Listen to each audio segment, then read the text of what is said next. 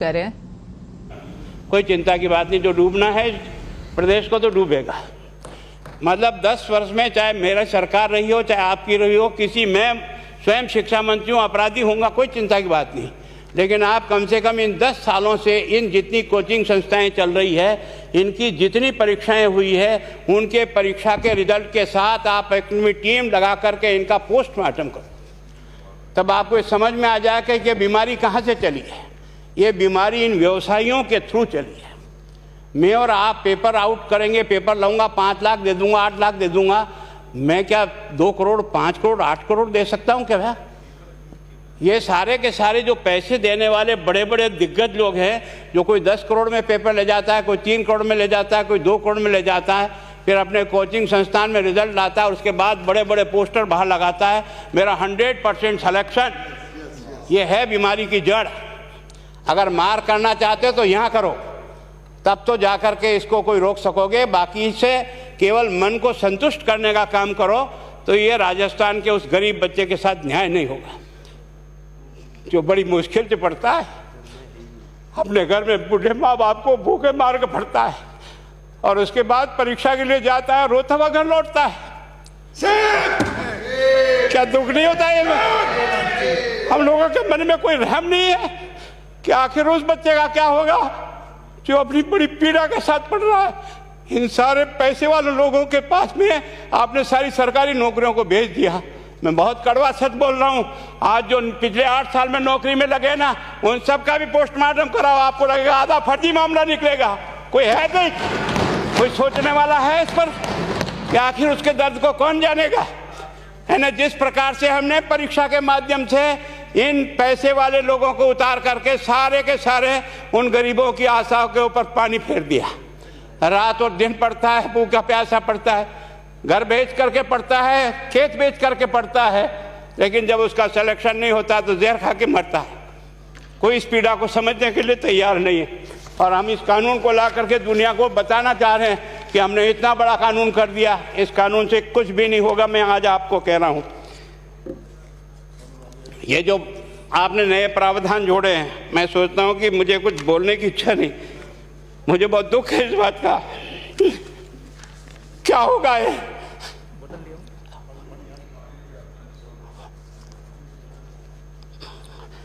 किस तरह की गैंग पालनी है उन्हें? पानी पिला दो, है ना। मैं उस दिन भी पूछा था कि मैंने कहा ये शिक्षा संकुल पे है, जिन लोगों को ड्यूटी पे लगाया, इसको लगाने वाला दोषी कौन है, जिसके कारण से पेपर जो है ना काट करके निकाल दिया।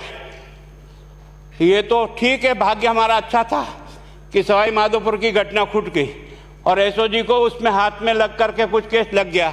अगर वो केस नहीं लगता तो आज आपकी सारी नौकरी पर इन सब बड़े बड़े दलालों के स्कूल में पढ़ने वाले बच्चे होते और मेरा गरीब का बच्चा अपना घर लौट के जाता। क्या दुर्भाग्य है। और इस कारण से केवल इसके लिए खुश मत हो जाओ कि हमने कानून बहुत सख्त बना दिया इसलिए अपराधी रुक जाएगा। नहीं, सिस्टम को बदलना होगा, ये परीक्षा का सिस्टम चेंज करना होगा। मैं सोचता हूँ कि क्या हम इतने अक्लमंद बैठे हैं, क्या इस व्यवस्था को चेंज नहीं कर सकते? क्या एक ही पेपर हर राजस्थान में 20 लाख बच्चों को दिया जाए? क्या इसका कोई ऑल्टरनेट नहीं हो सकता? इसका ऑल्टरनेट सोचना चाहिए कि हम परीक्षा को टुकड़े टुकड़ों में कैसे कर सकते हैं। जिले के अनुसार पेपर नहीं, एक नहीं हम 25 पेपर बना सकते हैं। कौन से सेंटर पर कौन सा पेपर जाएगा कोई तय नहीं करेगा कौन सा जाएगा, और हम जो इच्छा होगी उस सेंटर पे वो पेपर भेजेंगे। और ये जितने भी प्राइवेट कॉलेजों में आपने सेंटर बना रखे उनको बंद करो, इनको तुरंत बंद करिए एक ऑर्डर से। जितने भी सरकारी विद्यालय है और सरकारी नौकर ही एग्जामिनर बनेगा और एग्जामिनेशन करेगा, तब तो आप इसको बचा पाओगे। ताकि आप और मैं कितने भी कानून बदल कर दें, आपका वो जांच करेगा, आपका वो अधिकारी आएगा। आपने कहा भाई सेशन जज के नीचे नियुक्ति नहीं होगी, इसके अलग से कोर्ट होगा, बहुत अच्छी बात है। प्रोविजन जो आपने डाले हैं वो स्वागत योग्य है, स्वागत करता हूँ, पर इन प्रोविजन को लागू तो आप और मैं ही करूँगा, कौन करेगा? जब हम ही ठीक नहीं है तो इन प्रोविजन क्या रोएंगे अंदर बैठे बैठे? जब तक हमारा दिल और दिमाग ठीक नहीं होगा ना, इस बीमारी का इलाज नहीं होगा। हमने शिक्षा के मंदिर को भ्रष्टाचार की भट्टी में जलाकर खाक कर दिया। दुर्भाग्य हमारा। जहां से कोई आशा की किरण दिखती थी उस गरीब को कि चलो मैं अपनी मेहनत से आगे बढ़ जाऊंगा, लेकिन अब वो निराशा में आ गया। उसको लगा कि अब कोई रास्ता नहीं है। और इस कारण से मैं सोचता हूं कि आप जिस भावना से लाया, मैं आपकी भावना की इज्जत करता हूं, लेकिन केवल आपकी भावना इन बेईमानों को नहीं रोक सकेगी।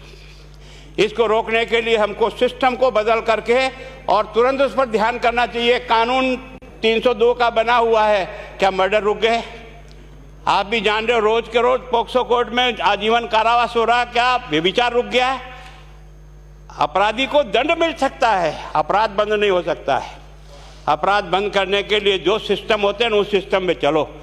एकमात्र इस देश में भ्रष्टाचार की भट्टी में देश जल रहा था, केवल और केवल एक तरह से प्रत्येक व्यक्ति का खाता खुलवाकर देश के प्रधानमंत्री में सारा का सारा बेनिफिट उसका सीधा खाते में डाला। बेईमानों को चोट लगी नहीं लगी, उस तरफ अपना दिमाग बचाओ, उस तरफ अपना दिमाग लगाओ। किस बीमारी का इलाज कहाँ है और कैसे हो, इस बारे में चिंता करने की कोशिश करो। मैं कई बार इधर सीकर और इधर गया तो मैं सोचता हूँ कोचिंग संस्थान की बिल्डिंग देंगे ना तो टोपी गिर जाए नीचे से। क्या चीज़ है यार, भगवान ने क्या लक्ष्मी वहीं बरसाई है।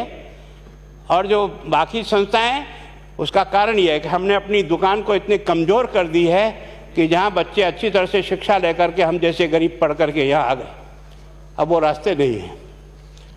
और इस कारण से मेरी बहुत विनम्र प्रार्थना है, इस बीमारी का इलाज चाहिए बच्चे को, कानून से नहीं होगा, कानून के अलावा होगा, और उसमें आप करें। धन्यवाद। Thank you. माननीय मंत्री महोदय।